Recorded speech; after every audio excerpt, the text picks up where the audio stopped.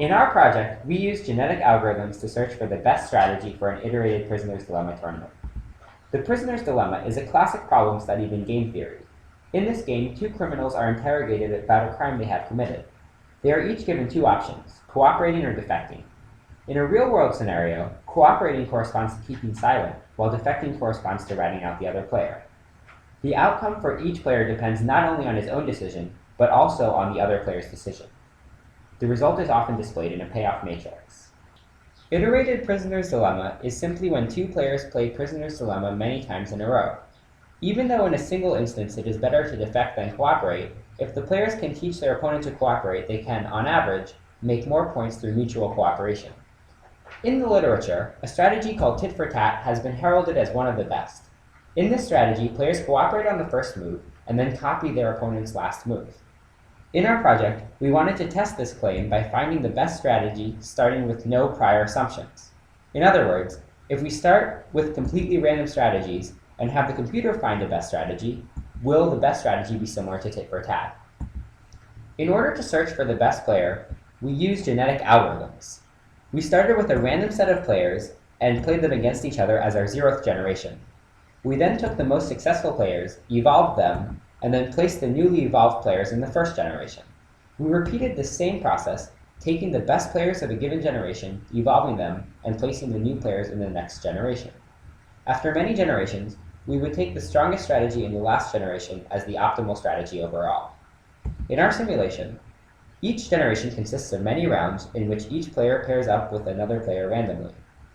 They play a series of prisoner's dilemma games in which each chooses to cooperate or defect, and they both receive a corresponding payoff. Each player's strategy is represented by a list of weights. These weights correspond to attributes of the opponent, for example, its overall cooperation percentage and its most recent moves.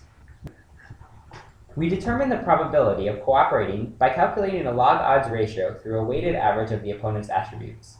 We implemented 3 ways of mutating players between generations.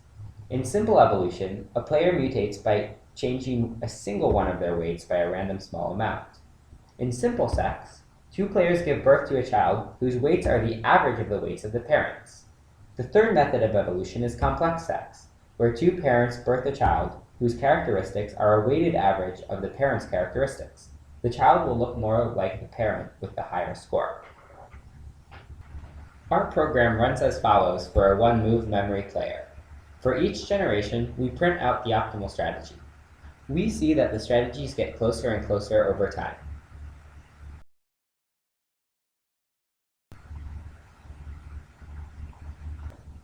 Our results were quite interesting. For the player with only one move memory, we got a result that was qualitatively similar to tit for tat in that the best player tended to cooperate more if the opponent cooperated during the last move. However, quantitatively, we had about a 70% chance of cooperating even if our opponent defected. For multiple move memory players, we found that the opponent's most recent move was the most significant. In the graph, we see the weight corresponding to the most recent move is the greatest. Our complete modularization of the player, evolution, and tournament classes made it easy to implement games similar to Prisoner's Dilemma. For example, we implemented another tournament-style game called Blotto.